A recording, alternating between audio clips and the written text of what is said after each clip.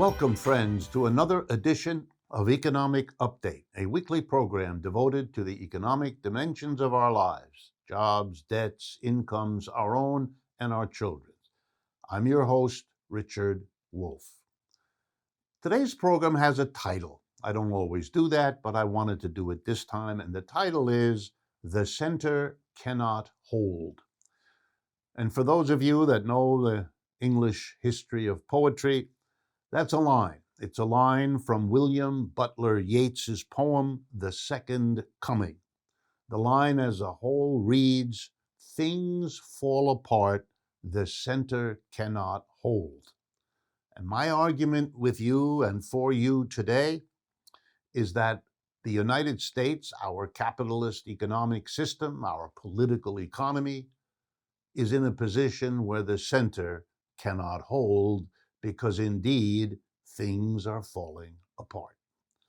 William Butler Yeats, in this as in so many things, understood much better than those around him what was coming. What is the center in the United States politically?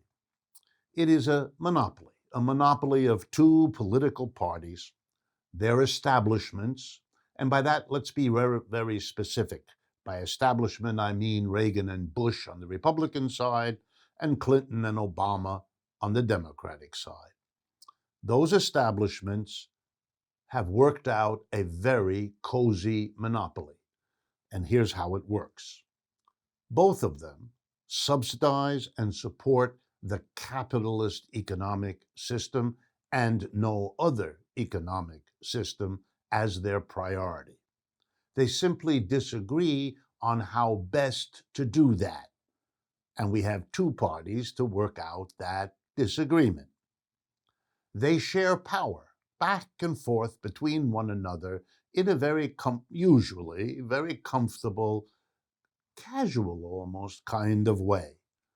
The ritual of elections and all of that, and the flipping from one to the other, which has had the effect, as most of you know, of making most Americans only very tangentially interested in what these parties are and do.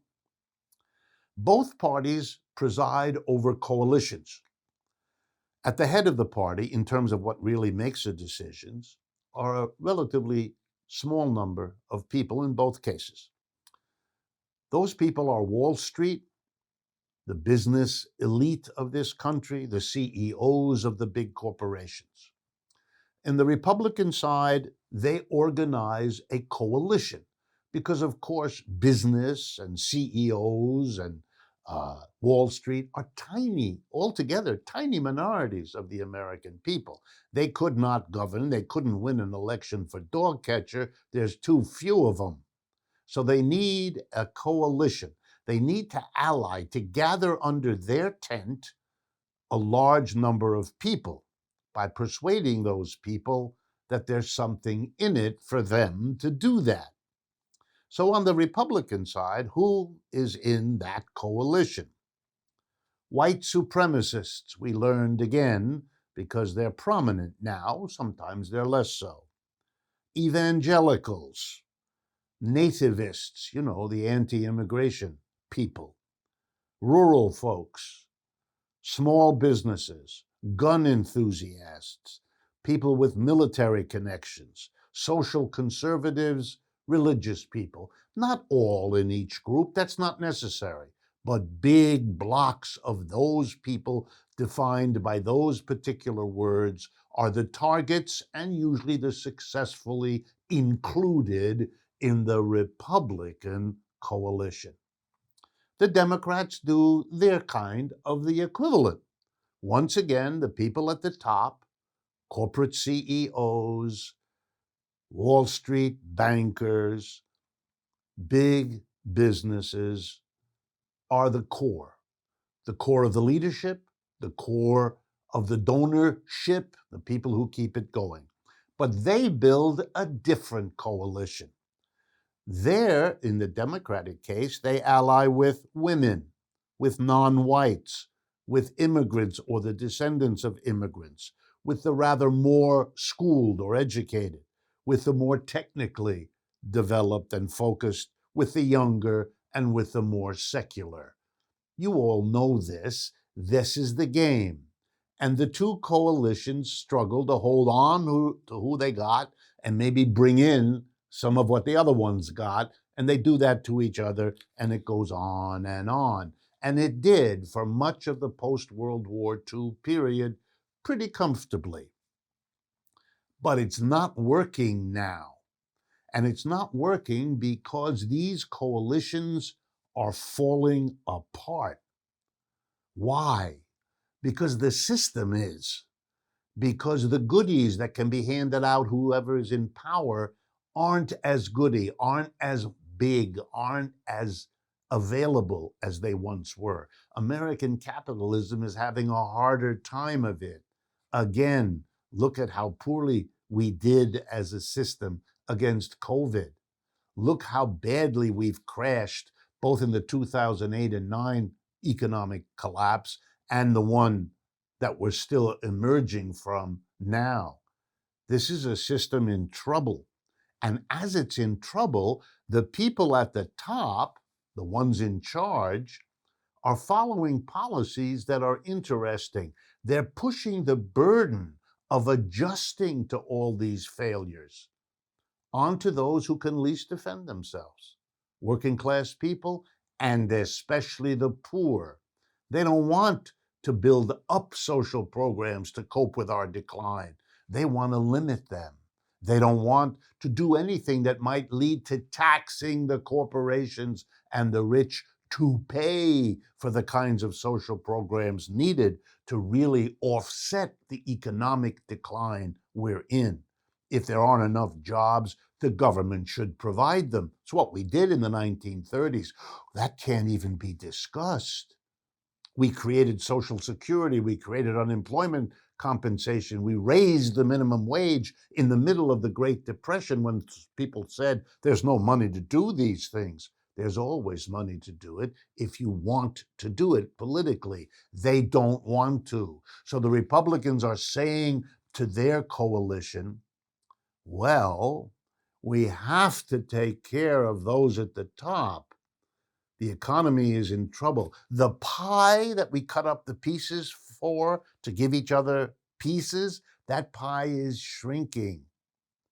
It's an easy time when the pie is growing. Everybody gets a little more, and those with a big piece can take an even bigger piece because the rest of us, even though we're not keeping up with our relative size, are doing better. That's not the case when the pie is shrinking, and the American capitalist pie is shrinking. Our businesses have left the United States. They're making money and hiring people in Brazil or India or, above all, China. Yes, I know we make noise about China. Meanwhile, the investments continue to flow there. So the pie is shrinking here. There's no way out of that.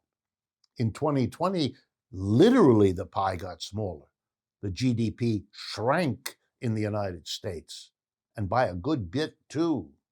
And so the Republicans are saying to their base among the rich and the CEOs and the big spenders, we're going to preserve your piece, which means if the pie is getting smaller and we're going to keep your piece, we're really going to stick it to somebody else whose piece is going to get smaller even as the pie gets smaller. That's the working class, and especially the poor. You can begin to see there the splitting of white and black, because that helps you take care of a part of the working class as you go down and really savaging another part. This is very important to understand. That's the Republican Party, and they're getting pushback. They're getting pushback from the working class that is being shrunk.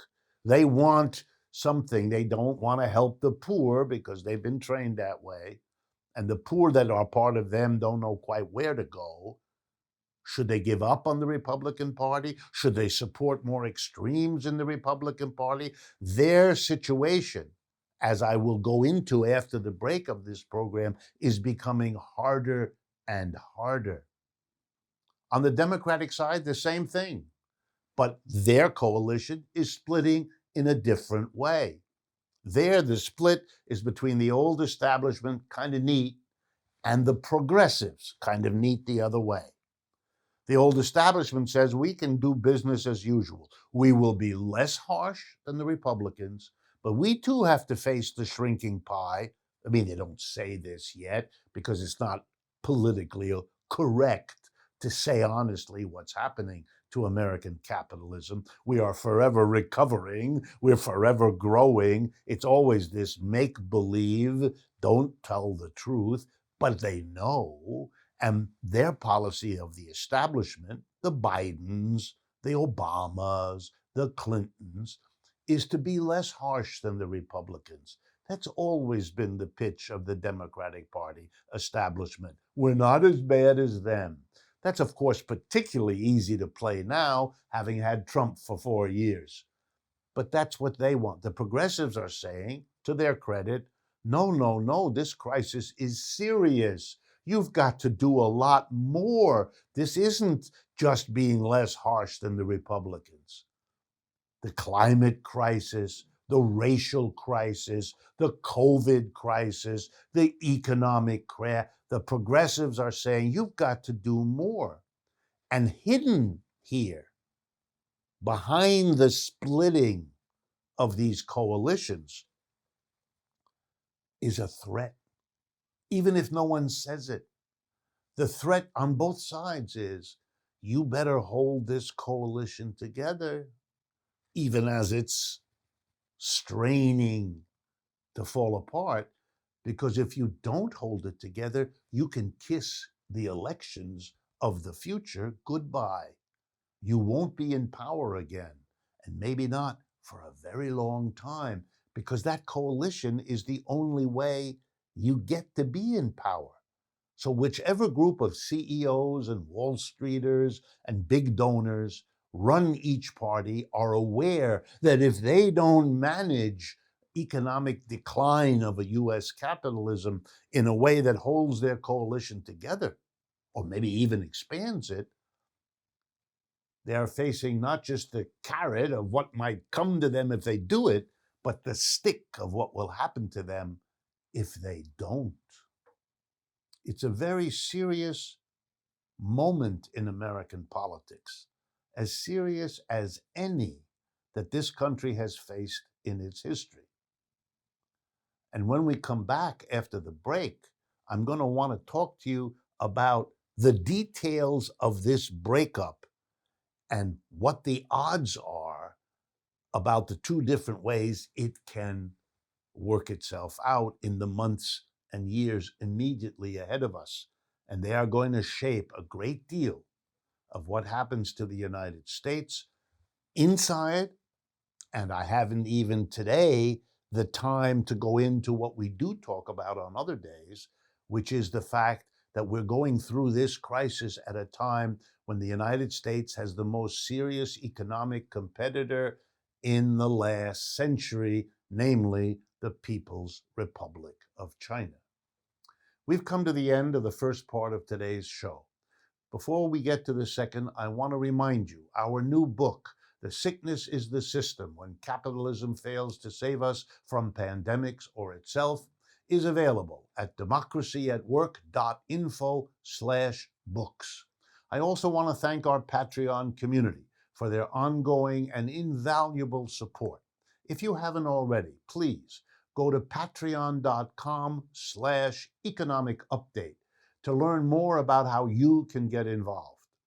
Please stay with us. We will be right back with the second half of today's program.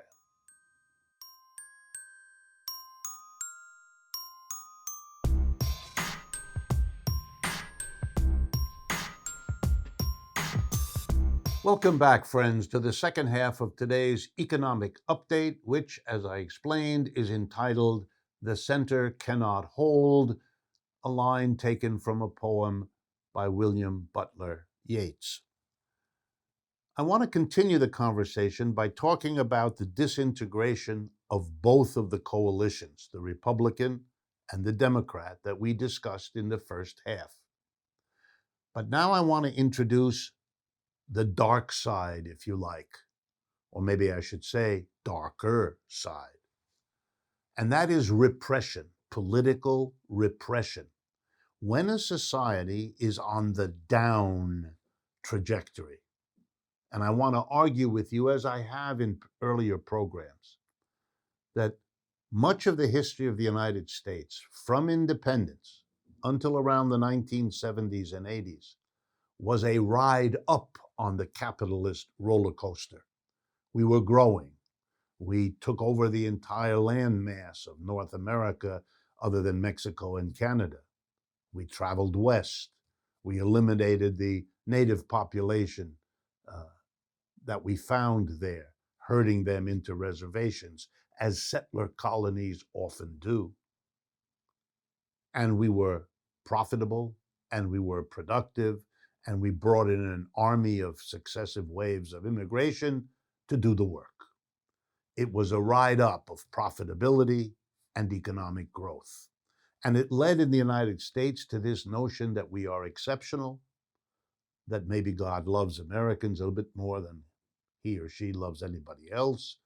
Every generation will live better than the one before, all of that. The problem with it was it didn't understand capitalism. Capitalism, like every other system, goes up and then it goes down. It's really not a question of whether. It's usually a question of when and how. Starting in the 1970s and 80s, it became clear when and how. The baton was being passed. Capitalism was moving on. Just like it had built up Detroit and then dropped Detroit, built up the main lumber industry and paper industry and then dropped it, built up the photography industry in upstate New York and then dropped it. So it was happening to the United States as a whole. Profits were greater in India, China, Brazil, and capital went where the profits beckon. And that left the United States unable to continue the rise up. But we postponed facing it from the 1970s and 80s to the present. The United States became a pioneer in a new way, borrowing money like there was no tomorrow, which in terms of capitalist growth was correct. There wasn't one. And so we have record levels of personal debt, corporate debt, and government debt. Off the charts, growing like never before in American history, all of them. And that kept the illusion going that the American dream was still available, that with hard work and study, you would get into the promised land of 2 cars, a vacation, a country house, whatever. But it wasn't true. And the crash of 2008 and 9 is the key moment when it suddenly became clear. We can't carry this level of debt. That's why it's called the subprime mortgage crisis. We can't.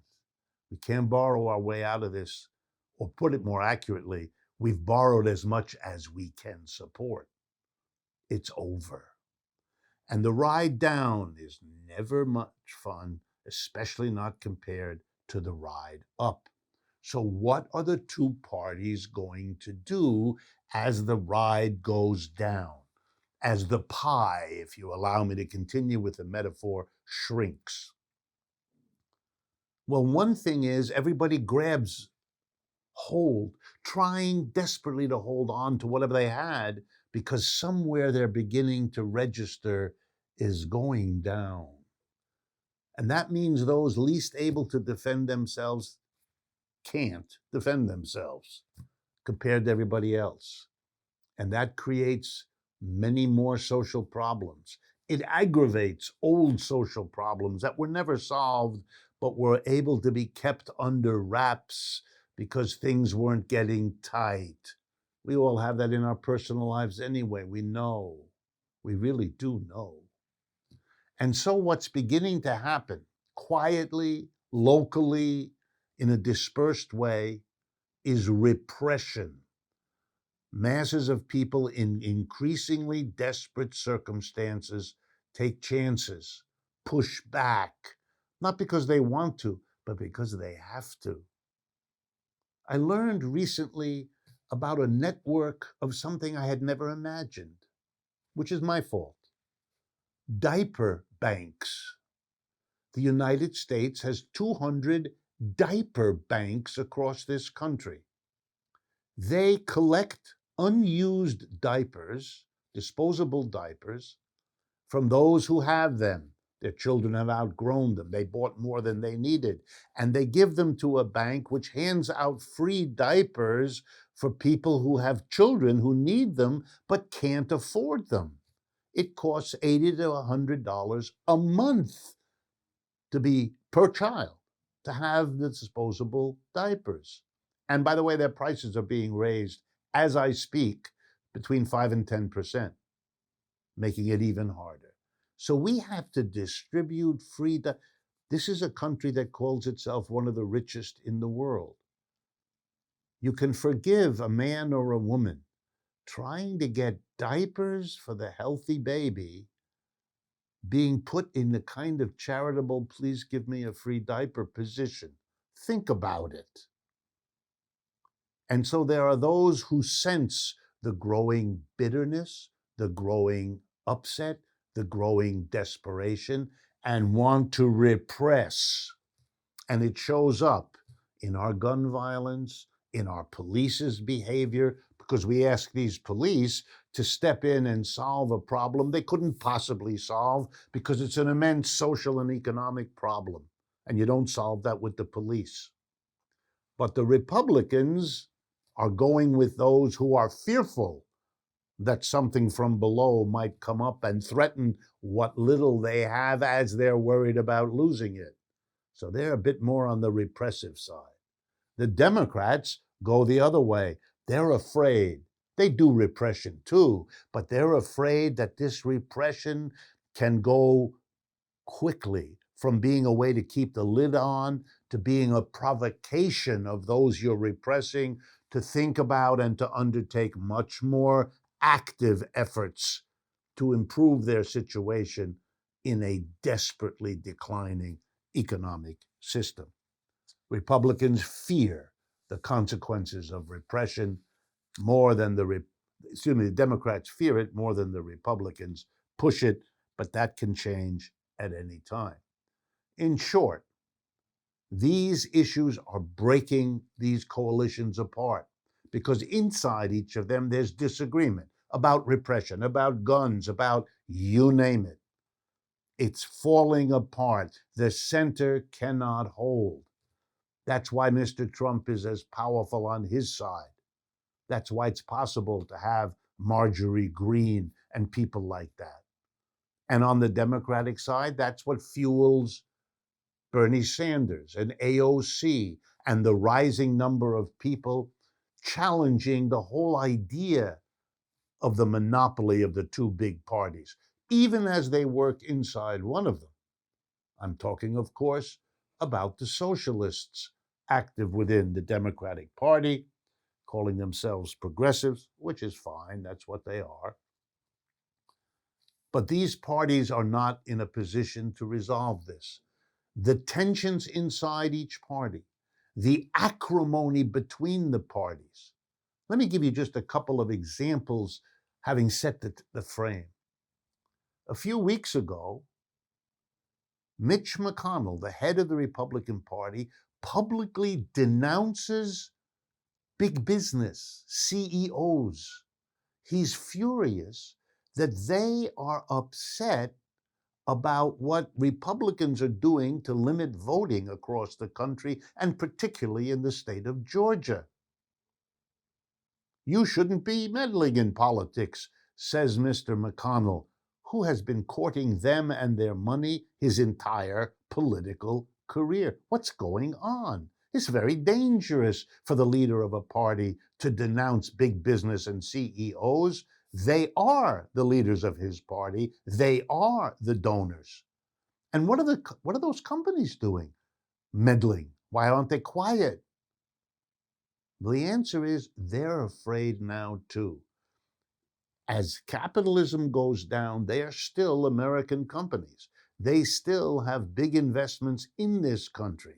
They still count on the market in this country. They don't want social conflict. They don't want mass repression or the resistance to it because it disrupts their workforce, it disrupts their markets, it disrupts business. They don't want it. And if they think, as they clearly now do, that the Republicans are pushing the envelope, are provoking, are going in the direction of a dangerous kind of repression, as in stopping black people and poor people from voting, that this is going to blow up. They don't want it. And they told the Republicans, and the Republicans aren't listening because if they can't go in that direction, they fear losing the election. So they're in an impossible situation. But impossible situations are symptoms and signs of the situation spinning out of control. Biden is trying, for his part, to mollify the progressives. He does have some progressive tax proposals. They're modest, as I've tried to explain, but they're real. They're much better than Trump's. But he's terrified because how's he going to get them through? The Republicans are going to block them, and at least some Democrats may go with the Republicans from Arizona, with West Virginia, and so on. What's he going to do? There is only one solution. He can go to the mass of people and say, hey, help me, put pressure. But to mobilize the mass of people, if Mr. Biden were to dare go in that direction, hands the party over to the people best positioned to mobilize. And that's the progressives, because they had to do that to get in to the Democratic Party apparatus. They know how to do it. They're experts at it. That's too dangerous for the establishment, so they can't go there. So that's their dead end. And meanwhile, the whole society is grappling. Police shootings, Black Lives Matter, all of it are signs of the cracks. I can't predict any better than anyone else whether the parties will come up with some way to paper over their differences. They may. It's possible. Right now, doesn't look real good. And again, I haven't factored in the growing competition from China, which is having its effects left, right, and center. I can tell you this, that the bold spending plan of trillions and trillions of dollars that the Biden administration proposes is definitely better than Trump. But the vast bulk of that money is going to go into contracts, federal government contracts with big businesses to repair roads and bridges and all of that. And the other part of it is going to go in grants to states and cities and counties. And you know what they're going to do with the money? They're going to sign contracts with big companies to do what they have to do there. And those big companies are going to use that money the way they use all their money over the last 50 years. We know the answer. They're going to give big pay packages to their CEOs. They're going to give fat dividends to their shareholders. They're going to spend money to automate and get rid of jobs that can make them profits. We know what they're going to do. They're going to reproduce this system. And that's the problem. And that's what's not being faced. And that will undermine and continue to undermine the cozy monopoly that cannot survive this period of economic decline. This is Richard Wolff for Economic Update, hoping you found this interesting and looking forward to speaking with you again next week.